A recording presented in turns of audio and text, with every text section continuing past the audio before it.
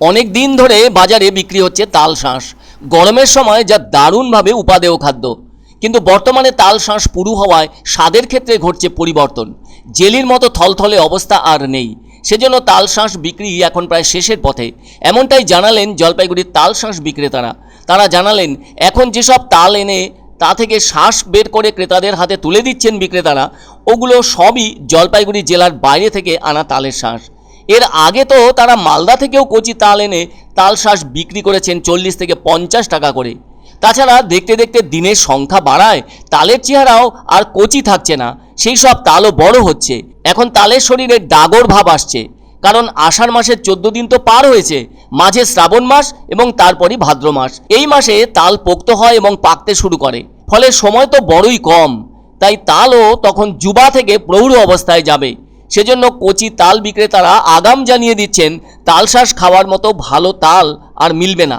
আসলে সবটা জেনে বুঝে তারাও আর গাছ থেকে তালের কাঁদি কেটে নামাবেন না, কেননা পাকা তালও অনেক দামে বিক্রি হয়। বাংলার মানুষের সংস্কার আছে ভাদ্র মাসে তাল দিয়ে পুজো দেওয়ার। তাছাড়া তালের রস থেকে নানা ধরনের খাবার তৈরি করার চল রয়েছে খাদ্যরসিক বাঙালির, ফলে তখনও বাজারে ভালোই দাম মিলবে তালের। সে যাই হোক, এখনও তাল শাঁস প্রিয় মানুষজন তাদের কাছে আসছেন এবং তাল শাঁস স্পটে দাঁড়িয়ে কেউ বা খাচ্ছেন, আবার কেউ বা বাড়িও নিয়ে যাচ্ছেন। এদিকে তাল শাঁস বিক্রেতারা বলছেন এবছর তালের ফলন অনেক কমেছে, সেজন্য বাইরের জেলা থেকে তাদের আনতে হচ্ছে এইসব তাল। আর ক্রেতারা তো অত শত বোঝেন না, তাদের কাছে তাল শাঁস যথেষ্ট জনপ্রিয়, তাই কচি তাল বাজারে ওঠার পর থেকে ক্রেতারা আসছেন আর তাল শাঁস খেয়ে থাকছেন।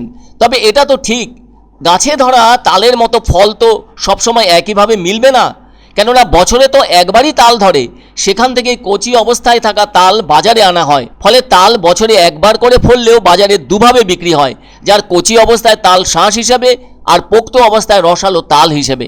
তাই কচি তালের সময় এখন শেষের দিকে, ফলে আবার মিলবে সামনের বছর গরমের সময়, বলা যায় বছর পরে।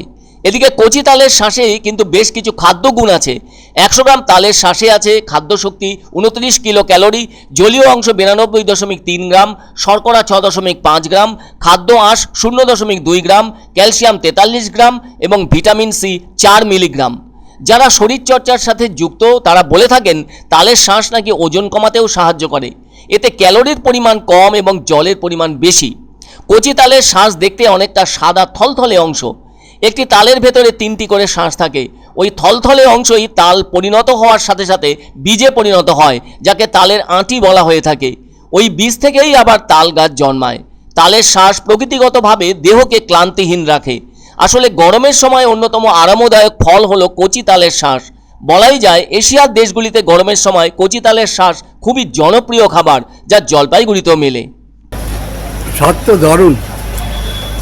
আর আমার খুব ইচ্ছা ছিল তালের শাঁস খাওয়া, এতদিন খাওয়া হয়নি, কিন্তু আজকে আমার সুযোগ হয়েছে।